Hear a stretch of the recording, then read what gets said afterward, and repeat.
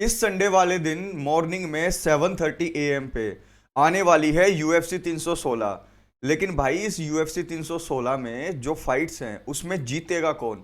आज इस वीडियो में अर्ली प्रिडिक्शन नहीं, फाइनल प्रिडिक्शन देने वाला हूं।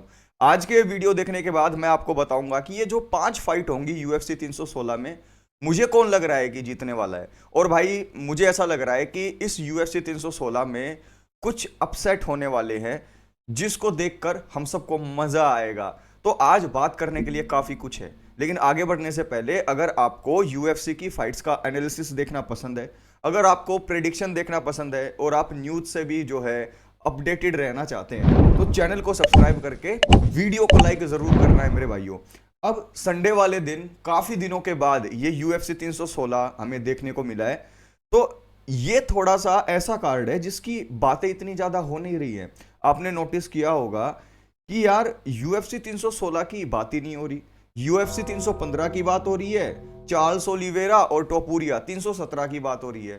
316 का क्या होगा भाई? लेकिन मेरे हिसाब से मुझे ऐसा लगता है कि जब हम इन पांचों फाइट को देखेंगे मजा आएगा, क्योंकि कई बार ऐसे जो कार्ड होते हैं उनमें जो फाइट्स होती हैं वो खतरनाक होती है, बेशक बड़े नाम ना हो। यहां पर आपको ये 5 फाइट जब मैं आपको बताऊंगा इनके विनर्स की कहानी कि भाई कौन जीतेगा क्यों जीतेगा, तो आपको लगेगा कि भाई यूएफसी 316 जबरदस्त कार्ड है।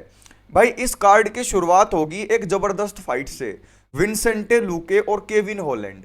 केविन हॉलैंड एक फाइट जीतते हैं एक हारते हैं, यही वाला मामला है विंसेंटे लूके के साथ। किम्बो गोरिम्बो को हराया था विंसेंटे लूके ने पिछली फाइट में, और उस फाइट में भी अंडरडॉग थे ये। और केविन हॉलैंड ने गनर नेल्सन को हराया था। लेकिन यार ये जो गनर नेल्सन है ये कोई ऐसे तगड़े फाइटर नहीं है।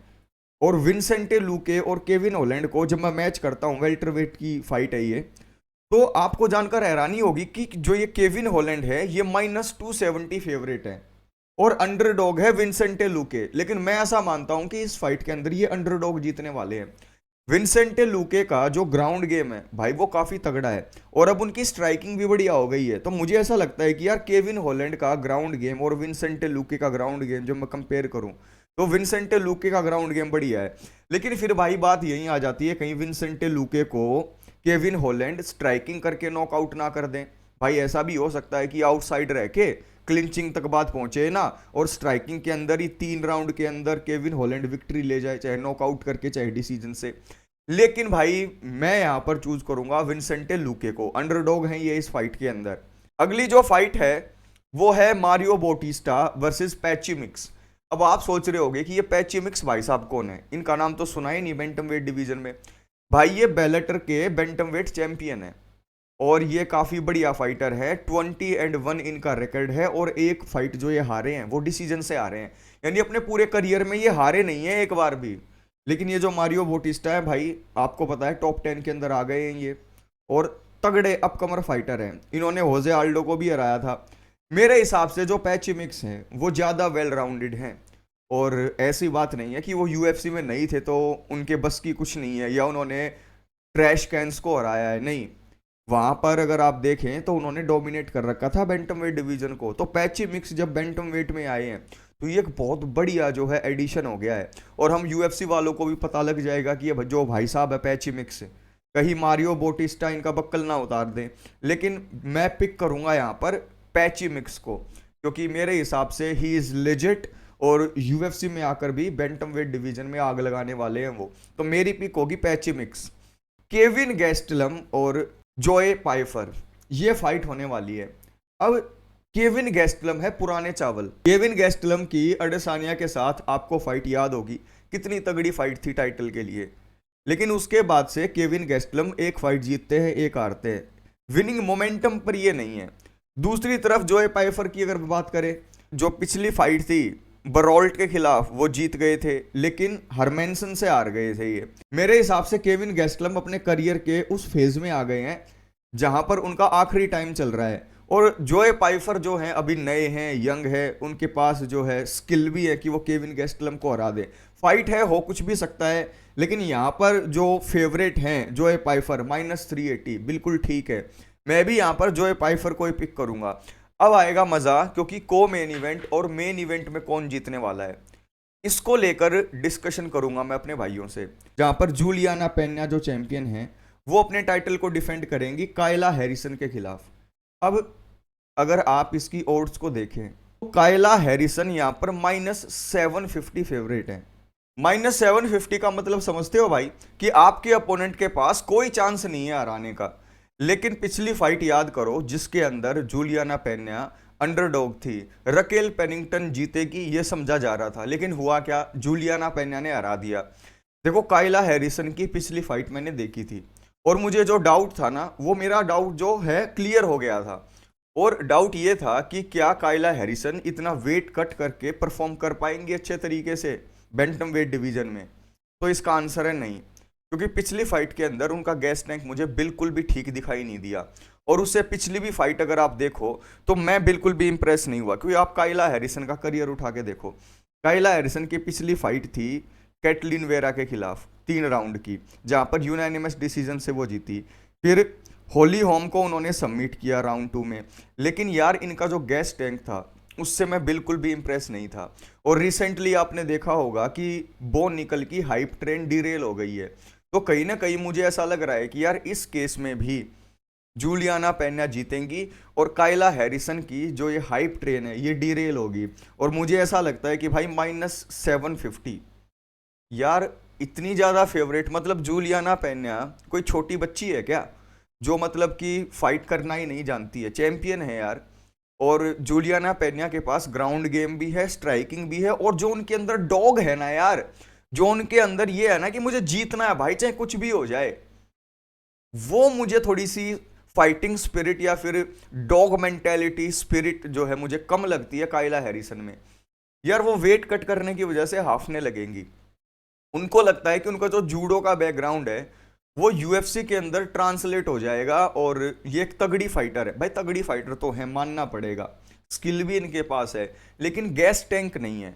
और इन्होंने कोई इतने तगड़े फाइटर को अब तक उस लेवल के फेस भी नहीं किया है जिस लेवल पर जूलियाना पेन्या है।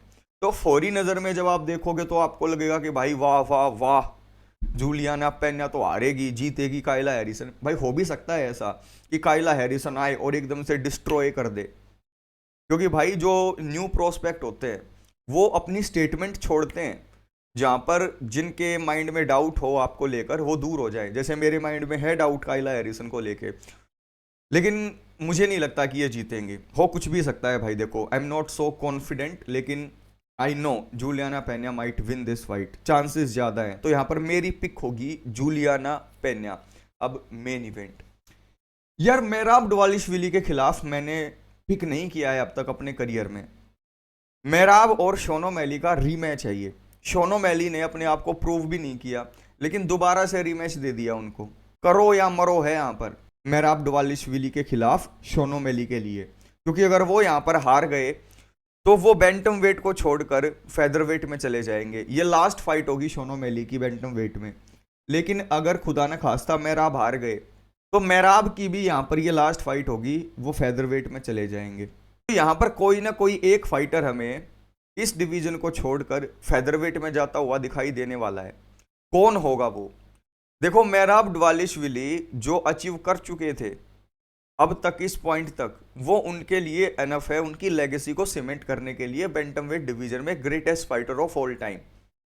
मुझे ऐसा लग रहा है कि यार इस पॉइंट ऑफ टाइम में ना मेहराब डवालिशविली लगातार थोड़े थोड़े टाइम के बाद जो है बिना रेस्ट लिए एक के बाद एक फाइट एक्सेप्ट कर रहे हैं।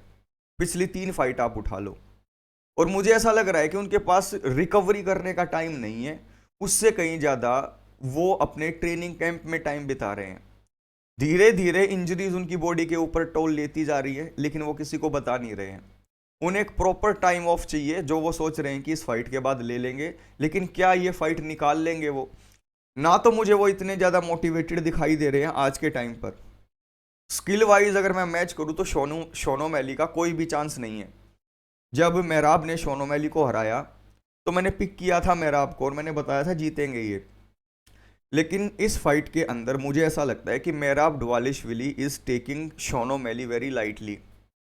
और मुझे ऐसा भी लगता है कि जो मेहराब डवालिशविली हैं उनकी बॉडी के अंदर इन्वेस्ट किया जाएगा इस फाइट में। यानी कि पिछली फाइट में हेड हंट करने चले गए थे शोनो मैली, जिसका खामियाजा भुगतना पड़ा, खुद टेक डाउन हुए और रैली निकाल दी उनकी।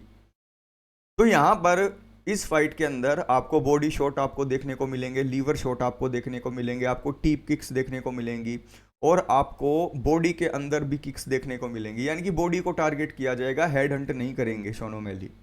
बॉडी को टारगेट कर करके जब अपने हैंड्स को नीचे रख लेंगे, मेहराब दवालिशविली मजबूर हो जाएंगे, तब कहीं जाकर हेड हंट करेंगे शॉन ओमैली।